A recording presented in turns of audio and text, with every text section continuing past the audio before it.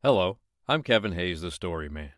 Welcome to the Nightly Bedtime Story Podcast, where you can hear a bedtime story every night. Tonight's bedtime story is called The Three Wishes, and it was written by Katharine Pyle many years ago.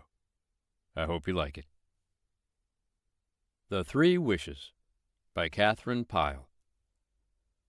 Once upon a time, a poor man took his axe and went out into the forest to cut wood.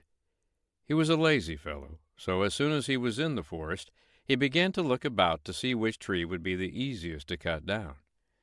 At last, he found one that was hollow inside, as he could tell by knocking upon it with his axe. "It ought not to take long to cut this down," said he to himself. He raised his axe and struck the tree such a blow that the splinters flew. At once the bark opened, and a little old fairy with a long beard came running out of the tree. "What do you mean by chopping into my house?" he cried, and his eyes shone like red-hot sparks, he was so angry. "I did not know it was your house," said the man. "Well, it is my house, and I'll thank you to let it alone," cried the fairy. "Very well," said the man. "I'd just as soon cut down some other tree. I'll chop down the one over yonder." "That is well," said the fairy. "I see that you are an obliging fellow after all. I have it in my mind to reward you for sparing my house. So the next three wishes you and your wife make shall come true, whatever they are, and that is your reward." Then the fairy went back into the tree again and pulled the bark together behind him. The man stood looking at the tree and scratching his head. "Now that is a curious thing," said he. Then he sat down and began to wonder what he should wish for. He thought and he thought, but he could decide on nothing. "I'll just go home and talk it over with my wife," said he. So he shouldered his axe and set off for home. As soon as he came in at the door, he began to bawl for his wife, and she came in a hurry, for she did not know what had happened to him. He told his story, and his wife listened. "This is a fine thing to have happen to us," said she. "Now, we must be very careful what we wish for." They sat down one on each side of the fire to talk it over. They thought of ever so many things they would like to have: a bag of gold, and a coach and four, and a fine house to live in, and fine clothes to wear. But nothing seemed just the right thing to choose. They talked so long that they grew hungry. "Well, here we sit," said the man, "and not a thing cooked for dinner. I wish we had one of those fine black puddings you used to make."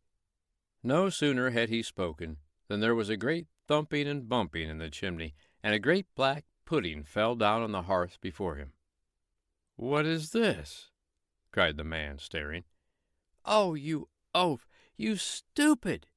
shrieked his wife. "It's the pudding you wished for. There's one of our wishes wasted. I wish the pudding were stuck on the end of your nose. It would serve you right."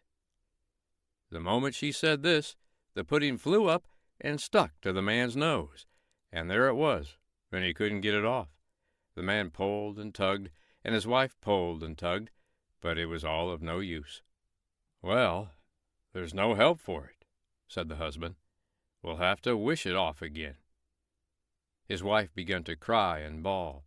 "No, no," she cried. "We only have one wish left, and we can't waste it that way. Let's wish ourselves the richest people in the world." But to this the man would not agree. He wanted the pudding off his nose, whatever it cost. So at last the wife was obliged to let him have his own way.